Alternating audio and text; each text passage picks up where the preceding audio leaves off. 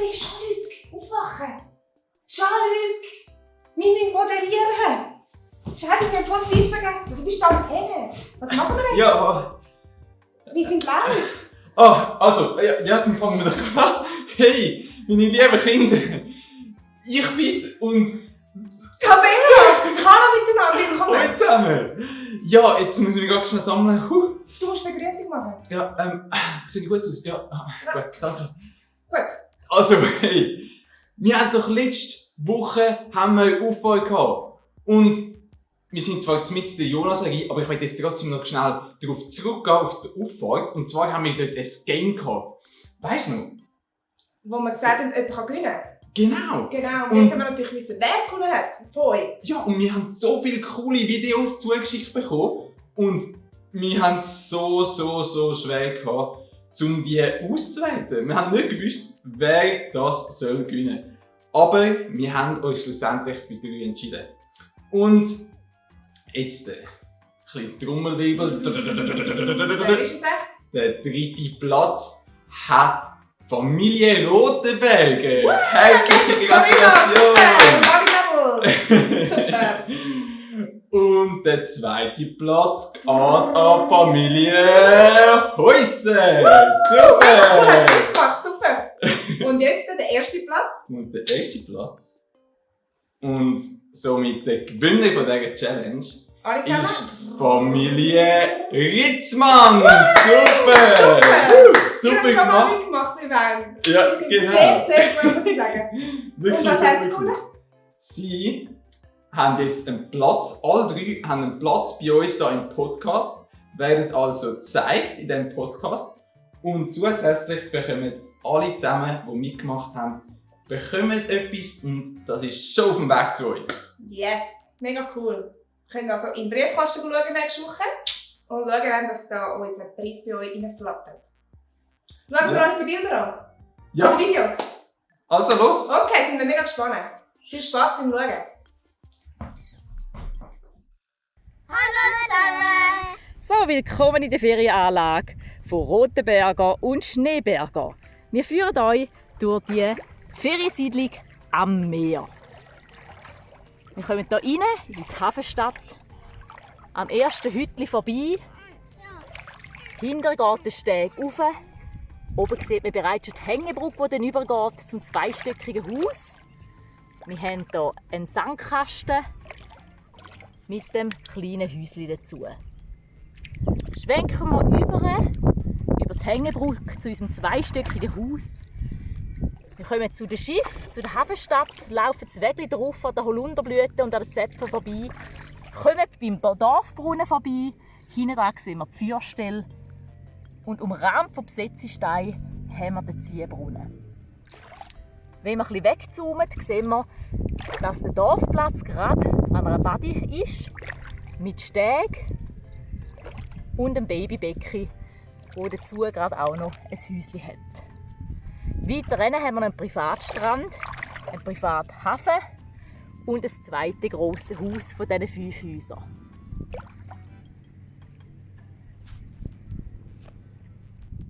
Willkommen in unserem Märchenreich. Wir gehen zuerst mal über unsere Hängebrücke rein. Das ist der Dorfplatz. Und das ist der Gabentisch. Hat es Erdbeerli, Gänseblümchen, Lerchenzapfen, Holunderblüten. Das ist die Vögelseite. Und hier haben wir unsere doppelstöckige Hütte. Hier nochmal eine Hütte. Und Richtig. Da ist Ritzhausen. Da ist unser Eingang, Hängebrücke, eine Hütte, ein Tipi, eine Hütte, eine doppelstöckige Häuptlinghütte, nochmal eine Hütte, ein Gärtchen mit Eperi, Geissenblümchen, Holunder und noch andere Blumen, eine Feuerstelle mit Bänkchen, ein Bäumchen und ein Ziehbrunnen. Tschüss! Es war schon mega cool gewesen. Die Videos und die Bauten, die aufeinander aufgebaut sind und Haare und alles zusammen. Wirklich so cool. Und mein letztes Mal hat ausgesehen wie so ein Abfallhaufen. Im Gegensatz zu euch. Wirklich mega cool. Freut mich mega und super gerne mitgemacht. Jawohl, danke vielmals. Jetzt gehen wir in die Stube von einer neuen Person, wo wir noch nie Wäschetänze gemacht haben. Das Mal ist es nämlich eine Familie. Und 2 Mädels, die hier für euch Bewegungen vormachen. Und wir sind mega gespannt. Und ab geht's zu der Familie Zoller. Viel Spaß beim Worship!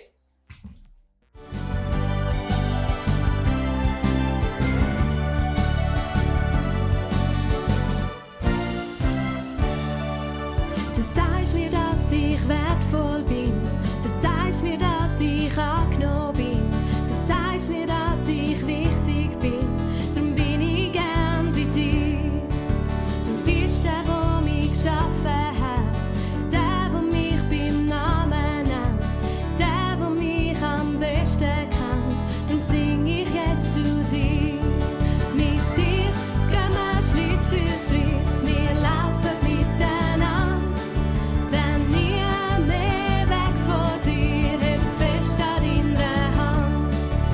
Du sagst mir, dass ich wertvoll bin. Du sagst mir, dass ich angenommen bin. Du sagst mir, dass ich wichtig bin. Darum bin ich gern bei dir. Du bist der, der mich geschaffen hat. Der, der mich beim Namen nennt. Der, der mich am besten kennt. Darum sing ich jetzt zu dir. Mit dir gehen wir Schritt für Schritt. Wir laufen miteinander. Wenn nie mehr weg von dir, hält fest an deiner Hand.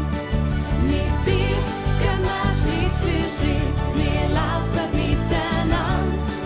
Wenn nie mehr weg von dir, hält fest an deiner Hand.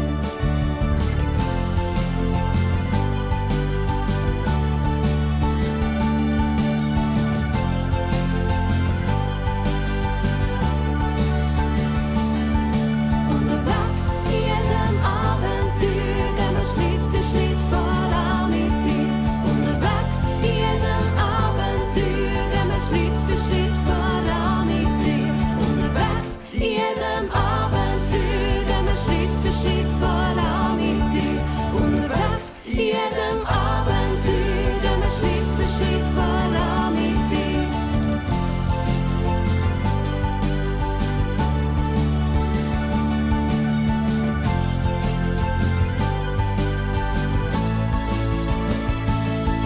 Mit dir gehen wir Schritt für Schritt, wir laufen miteinander.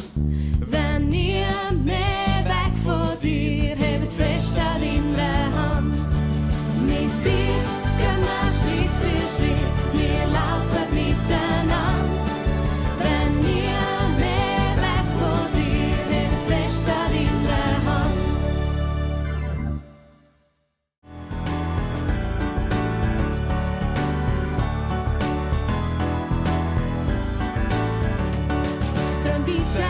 Träum weiter, Gott hat einen Traum für dich.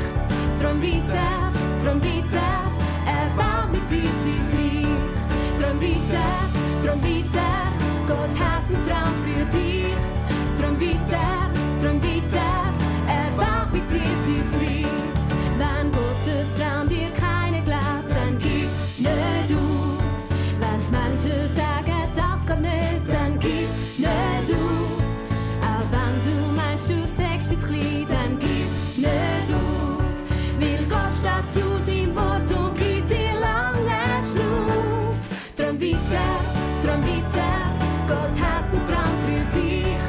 Träum weiter, er baut mit dir sein Reich. Träum weiter, Gott hat einen Traum für dich. Träum weiter, er baut mit dir sein Reich. Wenn du dich alleine fühlst, dann ist er da. Wenn du ganz fest traurig bist, dann ist er da. Auch wenn du nicht mehr weiter weißt, dann ist er da. Weil Gott ist treu, du kannst dich voll auf ihn verlassen. Träum weiter, Gott hat einen Traum für dich. Träum weiter, er baut mit dir sein Reich. Träum weiter, Gott hat einen Traum für dich. Träum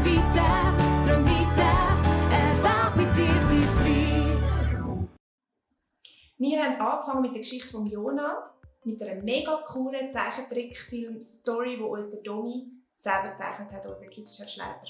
Und jetzt bin ich mega gespannt, wie die Geschichte weitergeht.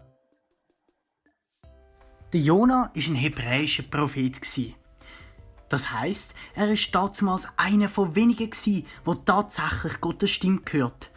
Nicht wie heute, wo jeder Christ mit Gott reden kann. Eines Tages hat ihm Gott einen schwierigen Auftrag gegeben. Gott hat gesagt, gang in die grosse, mächtige Stadt Ninive und sag ihnen, dass ich sie bestrafen will. Weil sie sind dort so boshaft. Wo der Jona das gehört hat, ist er wie ein Bissewetter losgerannt.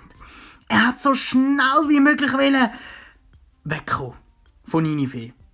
Er hat auch gehofft, dass er von Gott flüchten kann.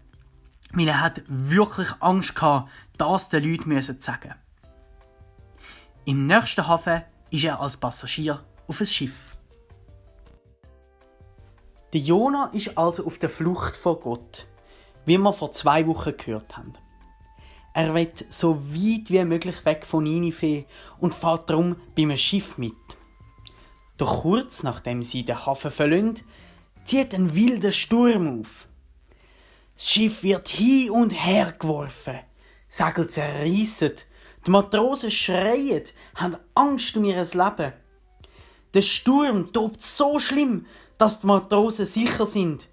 Das ist kein normaler Sturm. Das ist irgendein Gott, der hässig ist auf irgendjemanden. Die Leute glauben nämlich alle an verschiedene Götter.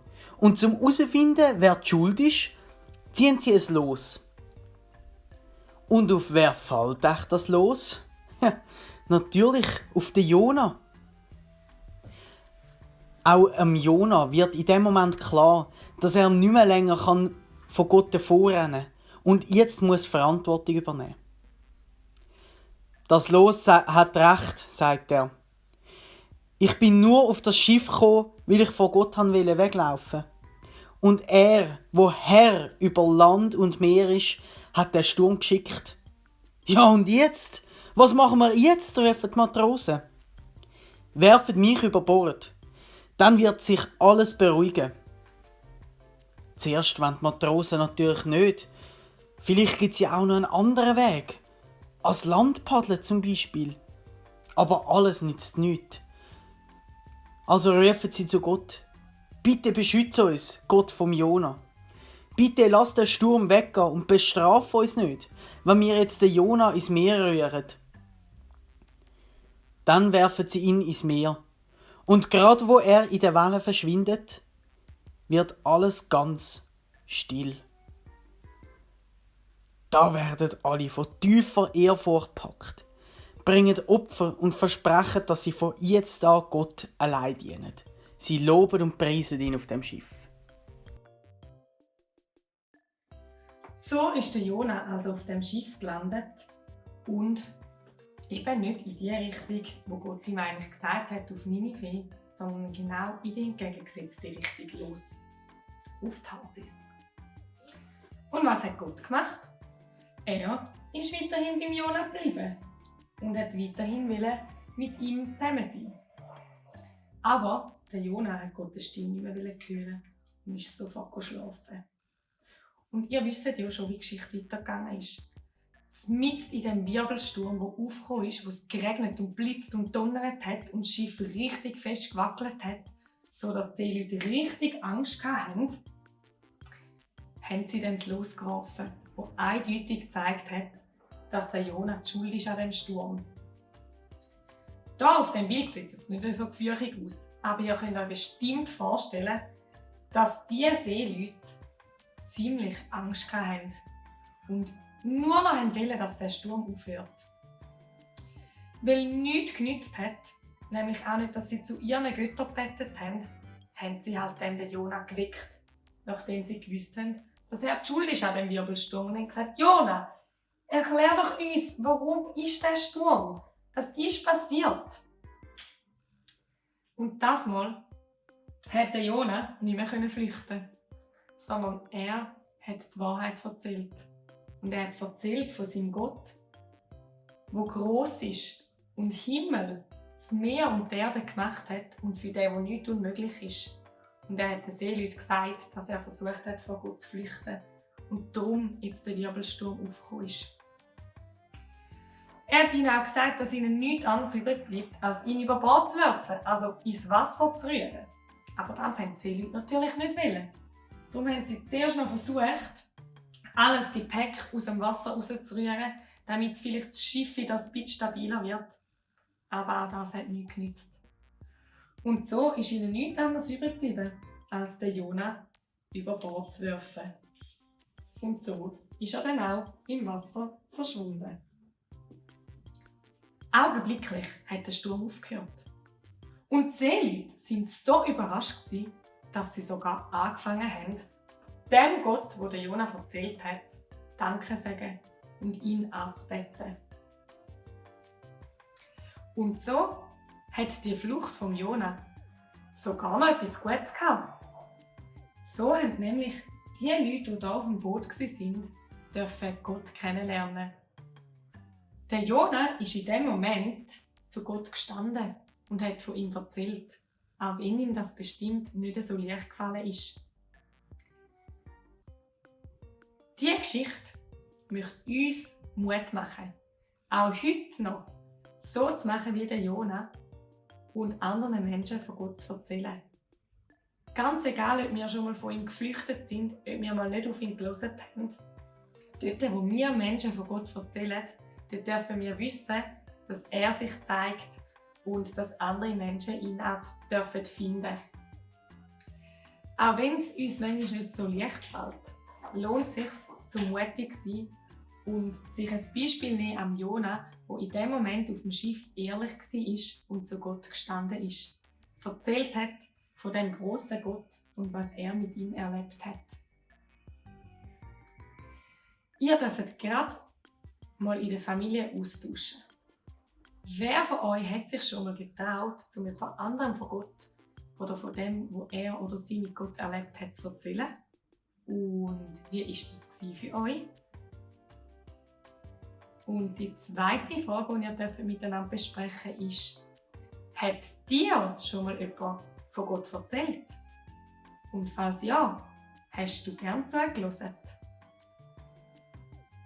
Ich wünsche euch ganz einen guten Austausch und viel Mut, um immer wieder anderen Menschen von Gott zu erzählen und auf seine Größe und auf seine Treue zu vertrauen, sodass auch andere Menschen Gott finden dürfen, wie in dieser Geschichte von Jona. Danke vielmals, Martina. Ist ja schon krass, was der Jona alles erlebt hat. Nur weil er von Gott erzählen sollte. Aber jetzt nimmt es mich Wunder, wie wir dann heutzutage von Gott erzählen. Und ob das immer noch so schwer ist. Sandrine hat da etwas Kleines vorbereitet. Der Jona ist mir ehrlich gesagt recht sympathisch. Also wenn Gott mir gesagt hätte, Sandrine, geh auf Zürich und erzähl allen Menschen davon, dass ich sie vernichten will, dann wäre ich ganz sicher auch in den Zug gestiegen und sofort in die völlig andere Richtung gefahren. Hätten mich die Leute dann echt aus dem Zug rausgeschossen und ich wäre von einem Vogel gegessen worden. Zum Glück hat mir das Gott noch nie gesagt. Ja, wie geht es denn dir, wenn es so ums Thema geht, deinen Freunden von Gott zu erzählen? Ich hatte lange das Gefühl, wenn ich Menschen von Gott erzählen will, dann muss ich Gott ganz genau ihnen erklären, wie das war mit Jesus und ihnen am besten Gott die ganze Bibel erklären. Und ich hatte das Gefühl, ich muss ihnen all ihre Fragen beantworten, die sie rund um Gott haben. Und ich kann das doch gar nicht. Ich habe auch zu mega vielen Fragen keine Antwort. Und darum hat es für mich dann eher so ein schlechtes Gefühl gegeben. Und ich wollte gar nicht dass das Thema irgendwie auf Gott kommt. Und ich war einfach nur froh, wenn wir immer schön um das Thema herumgekommen sind. Und irgendwie habe ich dann gleich gemerkt, hey, das ist nicht cool. Ich will doch, dass meine Freunde mitbekommen, wie meine Beziehung mit Gott ist. Und darum habe ich dann zum Glück gemerkt, dass es mir einfacher fällt, zu meinen Freunden zu von Gott erzählen, wenn ich ihnen ganz einfach erzähle, was ich mit Gott so erlebe. Weil bei dem können sie nicht sagen, nein Sandrine, das hast du nicht erlebt. Vielleicht würde das auch dir helfen. Darum, wie wäre es, wenn ihr jetzt gerade auf Pause drückt und zusammen als Familie darüber austauscht, was ihr schon so mit Gott erlebt habt. Weil genau diese Sachen kannst du nachher auch deinen Freunden erzählen. Und du kannst ihnen sagen, dass sie genau das Gleiche mit Gott erleben können. Wer weiß, vielleicht erzählen deine Eltern dir ja sogar, wie sie schon mal irgendjemandem von ihren Freunden von Gott erzählt haben und wie das für sie so war. Oder umgekehrt, du erzählst deinen Eltern, wie du das gemacht hast bei deinen Freunden, dass du ihnen von Gott erzählt hast. Auch wenn es mir schon einfacher fällt, zum Menschen einfach davon zu erzählen, was ich mit Gott erlebt habe, passiert es mir gleich auch immer mal wieder, dass ich ein kleiner Jola bin. Erst vor kurzem habe ich mich einfach nicht getraut, um dieser Person zu erzählen, dass ich glaube, dass meine Zahnschmerzen von Gott geheilt worden sind. Und das Coole ist, hey, Gott bleibt bei mir dran und ist geduldig und gnädig. Und auch ich will bei diesem Thema dranbleiben. Weil ich bin ganz fest davon überzeugt, dass heutzutage du und ich die sind, die unseren Freunden von Jesus erzählen und ihnen Jesus vorstellen.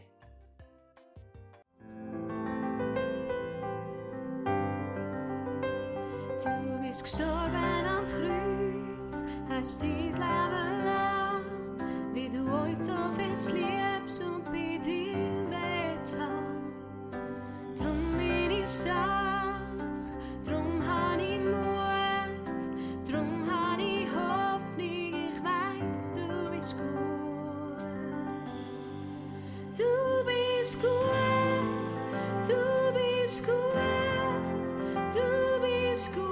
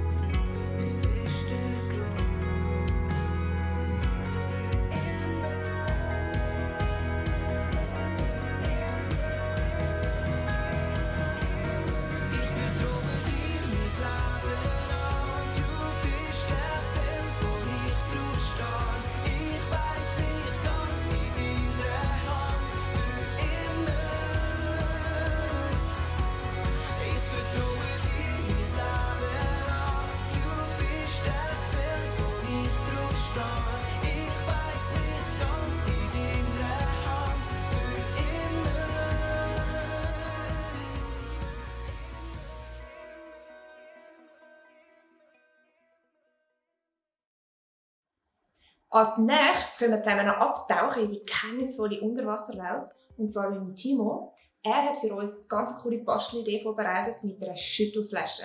Und eine ganz coole Unterwasserwelt könnt ihr für uns hierher gestalten. Okay Jungs, ich weiss, ich bin an allem schuld. Rührt mich einfach über Bord und dann fülle ich ins Wasser und der Sturm leitet sich und euch passiert nichts. Jetzt tun wir das Schiffchen auch drin. Dann machen wir den Deckel drauf. Und dann machen wir da jetzt mal einen kleinen Sturm und schauen, was passiert. Richtig schütteln. So, man sieht jetzt noch nicht so mega viel. Also der Jonas schwimmt oben und das Schiffli, ja, das ist untergegangen. Jetzt warten wir mal bis am Schluss und jetzt zeige ich euch, wie ihr eure eigene Unterwasserwelt machen könnt mit ganz vielen verschiedenen Sachen. Ich möchte einmal die Sachen führen. Ich mache da Platz. Also was ihr braucht, ist ein grosses Glas und es sollte sicher einen Deckel drauf haben. Machen wir das auf. Dann habe ich jetzt hier Vogelsand. Ihr könnt auch zum Beispiel in den Sandkasten gehen oder im Garten Steine suchen und das drin tun. Ich würde es hier ein bisschen auffüllen. Ich denke, das langt. Dann habe ich da ganz viele verschiedene Sachen. Ich habe jetzt zum Beispiel da so 2 Unterwasserpflanzen. Wichtig ist, dass es Lego ist oder aus Plastik einfach. Ja, ich habe ja mega gerne Wasserpflanzen, darum tue ich die auch mal noch da rein. Dann habe ich da einen Lego-Stein. Das sollte der Schatz sein von mir, den tue ich auch rein. Dann habe ich da noch Muscheln aus der Griechenland-Ferien von letztes Jahr. Die dürfen auch nicht fehlen. Und einen Fisch und auch rein. Dann müssen wir natürlich auch ein Schiff basteln. Ich habe jetzt hier Karten ausgeschnitten und tue jetzt hier den Zahnstocher drin. Für das Segel dann. Dann versuche ich das festzumachen. So. Dann tue ich das Segel draufstecken. Ich hoffe, das funktioniert. Das geht nicht. Jetzt geht's. So. Jetzt ist es nicht rausgebrochen. So, dann machen wir das nochmal fest.